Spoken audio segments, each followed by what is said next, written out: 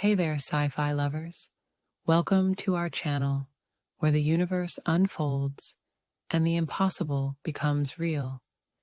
If you're as passionate about the unknown as we are, don't forget to like, share, and subscribe. Your support helps us create more mind-bending adventures just for you.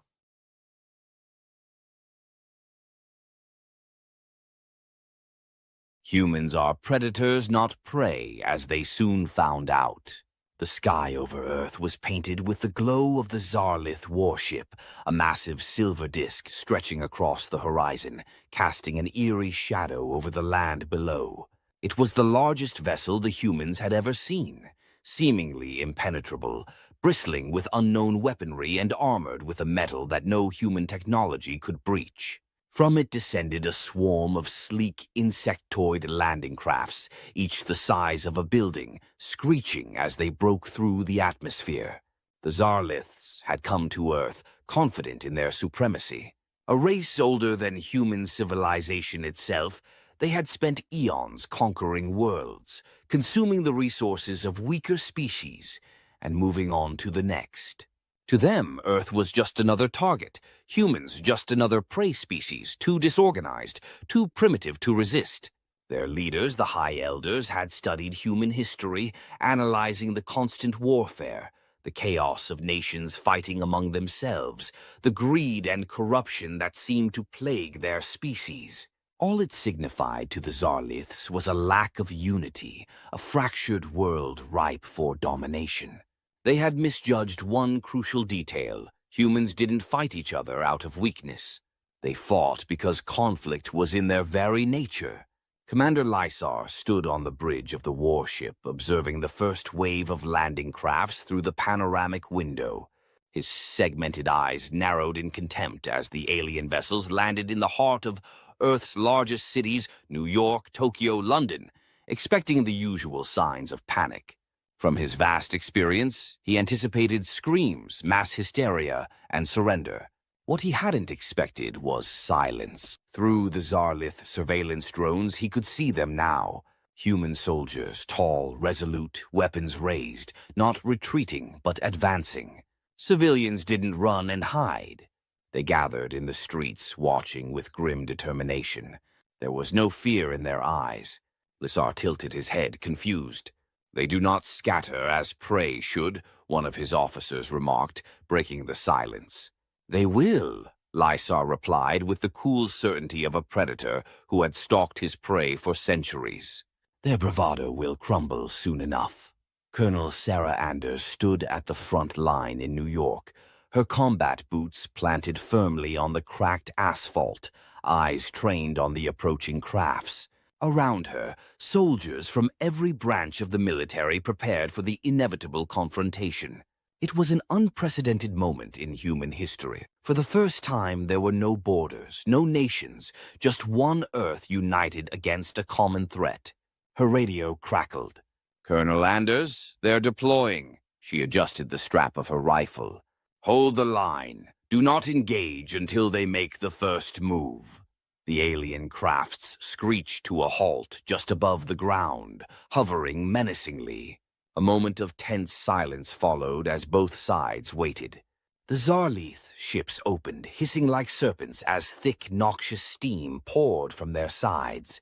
From the shadows, tall figures emerged, towering insect-like creatures with chitinous armor and spindly limbs that clicked as they moved. They were terrifying, monstrous to behold, their mandibles twitching in the air as they surveyed the human forces. Anders' grip on her rifle tightened, but she didn't flinch. This was what she had trained for. This was what every soldier on Earth had trained for since the day the Zarliths had been detected on their long approach. Humanity had known they were coming for years, but so had the Zarliths. The first creature stepped forward, its multifaceted eyes reflecting the crowd.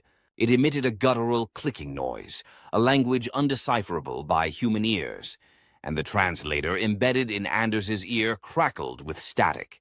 "Surrender," it said, the voice mechanical and devoid of emotion. "You cannot resist. Earth is now a Zarlith territory." A wave of cold, simmering anger spread through the human ranks. No one moved. No one lowered their weapons. Anders stepped forward, her gaze hard. "You should have done your homework." The Zarlith didn't react.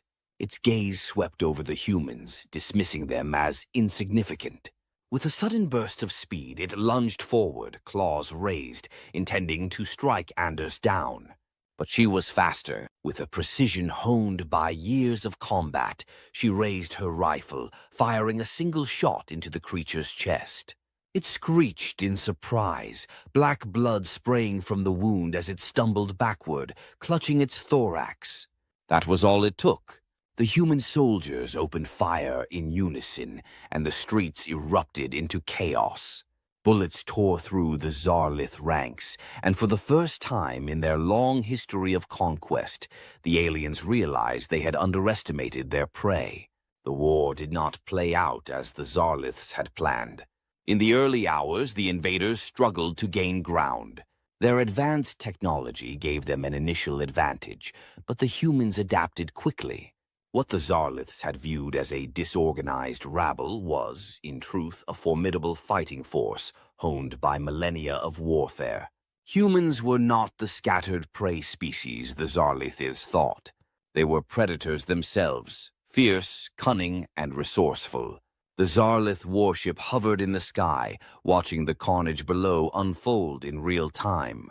Commander Lisar's mandibles clicked together in agitation as he observed human forces not only holding their ground but actively pushing back. They had been forced to retreat from New York, their landing crafts burning on the streets below. "We must deploy the neurosuppression beam," one of the officers urged, a sliver of fear creeping into his voice. "It will subdue them. It always works." Lysar's gaze flicked to the officer, his eyes narrowing. He hated the suggestion, though he could not deny the truth of it. In every previous conquest, when brute force had failed, the neurosuppression beam had broken the minds of the resisting populations. It turned otherwise defiant species into compliant drones, pacifying their wills and ending their resistance. But the Zarliths prided themselves on dominance through strength, not manipulation. Still, it was clear that strength alone would not win them this war. The humans were proving to be far more dangerous than anticipated. "Activate it," Lysar ordered reluctantly. The officer moved quickly, his spindly fingers dancing over the control panel. Moments later, a low hum reverberated through the warship, and the neurosuppression beam fired, an invisible wave of psychic energy cascading down across the major cities of Earth. On the ground, Anders felt it immediately. A sharp, piercing sensation stabbed into her mind, and she fell to her knees, clutching her head. Around her, the soldiers cried out in pain, some collapsing as the wave of psychic energy crashed over them.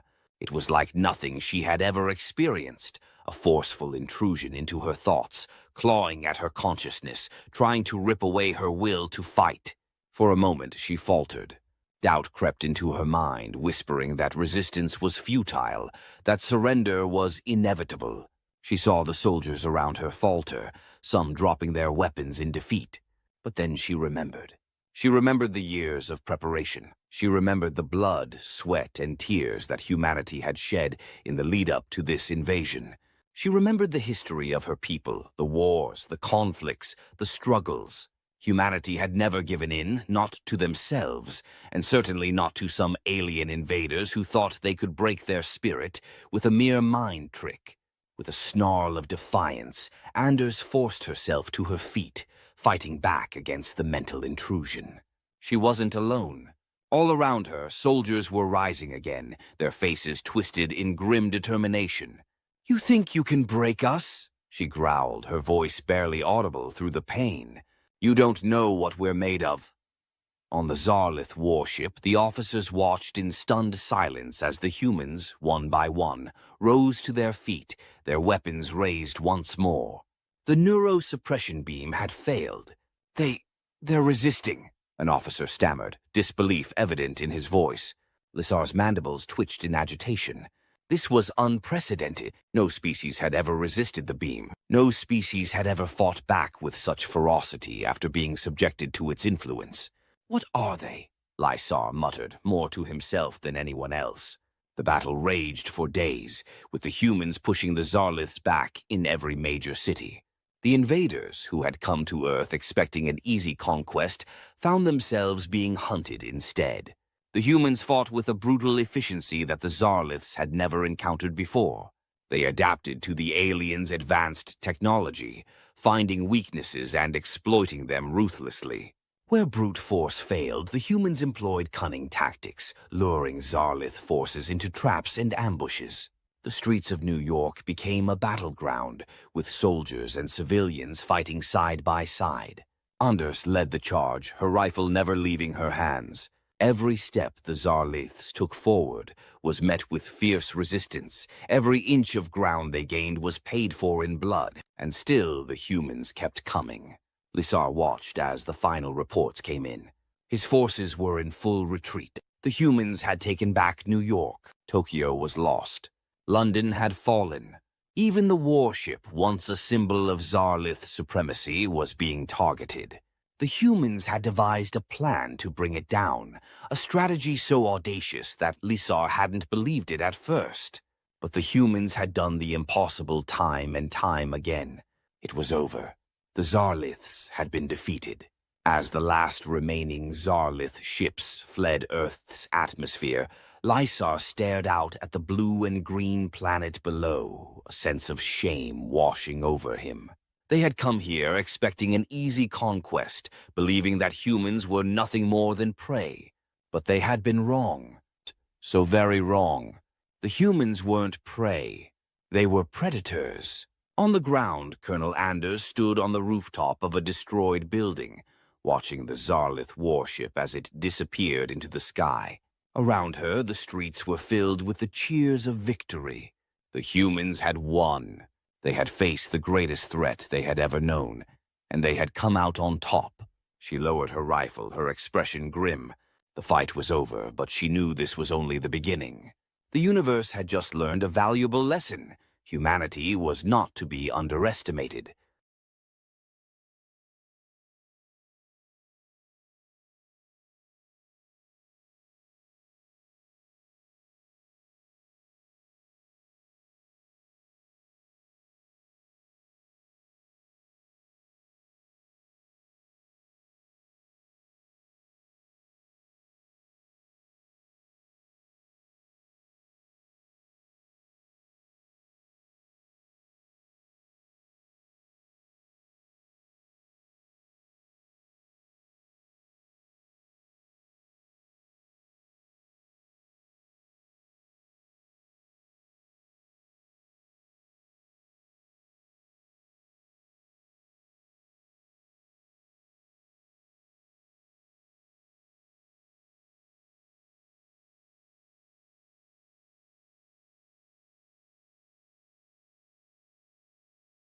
Thank you so much for joining us on this cosmic journey. If you enjoyed the ride, please hit that subscribe button and share the adventure with others. Your support means the world to us and helps us bring you even more incredible stories. Until next time, stay curious and keep exploring the stars.